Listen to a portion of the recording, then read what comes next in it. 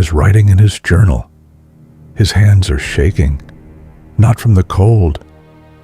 He has been cold for 2 years. They are shaking because he cannot remember what he wrote yesterday. The page in front of him is filled with words he does not recognize as his own. Outside, the temperature is -50. The ship has not moved in 18 months. The food is running out. And something far worse than starvation is already spreading through every man on board. 129 sailors, 2 of the most advanced ships in the British Navy. The greatest Arctic expedition ever assembled. None of them will ever come home. Britain in 1845 is the most powerful nation on earth. Its navy controls every ocean. Its engineers are rewriting the laws of physics with steam and iron. But there is one prize that has eluded them for 300 years. The Northwest Passage, a sea route through the Arctic connecting the Atlantic to the Pacific through the frozen maze of northern Canada. Whoever finds it first writes their name into history forever. The man chosen to lead this mission is Sir John Franklin, 60 years old, a veteran of 3 previous Arctic expeditions, a national hero. The Admiralty gives him everything: 2 ships, HMS Erebus and HMS Terror, reinforced with iron plating, fitted with steam engines, equipped with enough food and coal for 3 years. The ships carry a library of over 1,000 books, fine china for the officers, crystal glasses. This is not a desperate mission into the unknown. This is a victory lap. Franklin and his 128 men sail from the Thames on the 19th of May, 1845. Crowds line the riverbanks, flags wave, bands play. No one on shore has any reason to worry. That is the first mistake. The last people to see Franklin's expedition alive were the crews of 2 whaling ships in late July, 1845. The men looked healthy. The ships looked immaculate. Franklin came aboard briefly. He was cheerful, confident. He said the expedition was going exactly as planned. Then the ice shifted, the fog rolled in, and Franklin's ships disappeared to the west. For the next 2 years, Britain heard nothing. The Admiralty waited. The expedition had supplies for 3 years, and Arctic communication was unreliable. They told themselves this was normal. It was not normal. The ships had made strong progress in the first season, pushing deep into the passage. By September of 1846, they were tantalizingly close to their goal. Just a few hundred miles of open water stood between them and the Pacific. Then the ice closed. Not gradually, not with warning. The Arctic sea ice that year advanced faster and earlier than any navigator had recorded. Erebus and Terror were caught near King William Island, locked into a frozen grip that would not release them for 19 months. The crew did everything right. It made no difference. The ice did not care. Here is what no one on those ships understood. The enemy was not outside. It had been loaded onto the ships in England, packed into thousands of tin cans, stacked neatly in the holds before they ever left the Thames. The cans were manufactured by a supplier named Stephen Goldner, who had won the Admiralty contract by underbidding every competitor. To meet the enormous order in record time, he cut corners no inspector caught. The seams were sealed with lead solder, thick, rushed, uneven joints that bled lead directly into the food inside. Every meal was poisoned. Lead poisoning does not announce itself. It accumulates in bones and tissue over months, rewiring the brain in ways the victim cannot detect.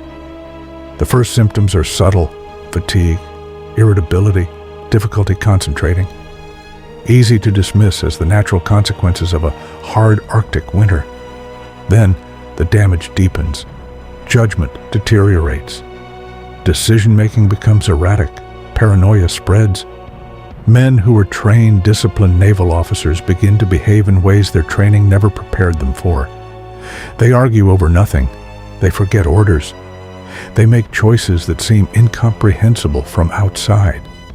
Forensic analysis of skeletal remains recovered from King William Island confirmed lead levels in the bones of Franklin's men at concentrations 10 times higher than what is considered dangerous today.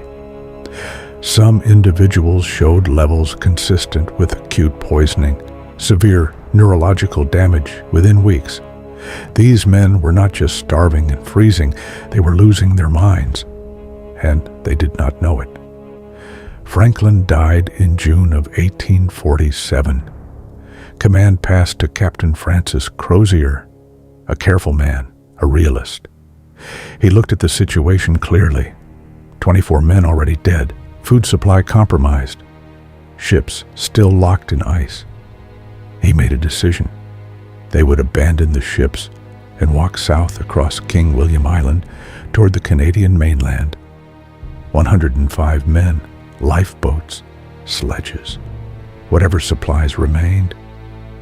On the 26th of April, 1848, they left a single written note in a cairn on the island. It is the only document ever recovered from the expedition. 2 messages, one from 1847 reporting all was well, and a second scrawled in the margins by Crozier. 24 dead, Franklin gone, ships abandoned, 105 men marching south. Then silence. What followed is reconstructed not from journals, but from wreckage. Search parties found the trails scattered across King William Island like a broken sentence. Abandoned sledges, discarded equipment. The sledges were not carrying food or survival gear.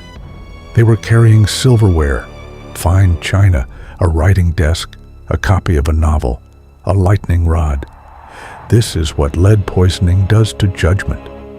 These men, trained naval officers, Arctic veterans, had decided the most important things to carry across hundreds of miles of frozen wilderness were the decorative objects of a civilized life they would never see again. Their brains could no longer perform the basic calculus of survival. They were dragging the past toward a future that did not exist. The Inuit encountered Crozier's men during the march. Their testimony, collected years later by the explorer John Ray, described a large group of thin, exhausted men moving south, trying to communicate through gestures. The men looked sick, confused. Some were being carried by others. One account described a tent on the shore containing 30 or 40 dead men. Some were in their sleeping bags. Some were seated as if they had simply stopped mid-thought and never resumed. No survivors ever reached the mainland. Not one of the 105 men who walked away from the ships that April morning lived to tell what happened. Britain did not know any of this yet. Britain was still waiting. Over the following decade, more than 30 search expeditions were launched into the Arctic. All came back empty. It was John Ray, traveling light, learning from the Inuit, who finally found the truth. In 1854, he returned to London with artifacts and testimony confirming what no one wanted to hear. They were all dead. And in their final days, the survivors had resorted to cannibalism. The response from the British establishment was fury. Ray was attacked in the press. His Inuit sources were dismissed. The truth was buried for over a century. Britain preferred its heroes frozen and noble. The ships were never found. For over 160 years, everyone assumed they were gone. Then, in 2014, a Canadian research vessel detected an anomaly on its sonar south of King William Island. It was Erebus, sitting upright on the seafloor, intact. 2 years later, Terror was found, also intact, cabins undisturbed, personal belongings in place, furniture still standing, as if the crews had stepped away for a moment and never returned. But the most significant discovery was the location of Terror. It was found far south of where the ships had been abandoned, which means someone went back. After the main party began its death march, a small group reboarded Terror and tried to sail her out. Someone refused to give up. We do not know who. We do not know how far they got before the ice stopped them again. But they tried. The cut marks on the bones were precise, deliberate, made by men who knew exactly what they were doing. These were not marks of desperation. They were marks of method. Somewhere in the Arctic barrens, in the last weeks of their lives, the survivors stopped being explorers, stopped being naval officers, stopped being representatives of the greatest empire on Earth. The thing that killed them was invisible, odorless, and packed neatly into thousands of tin cans stamped with the seal of the British Admiralty. They were murdered by their own certainty, by the belief that technology conquers nature, that preparation conquers chaos, that confidence conquers the unknown. The Arctic disagreed. Erebus and Terror are still down there, in the cold and the dark, perfectly preserved, waiting. The ice remembers everything. It forgets nothing.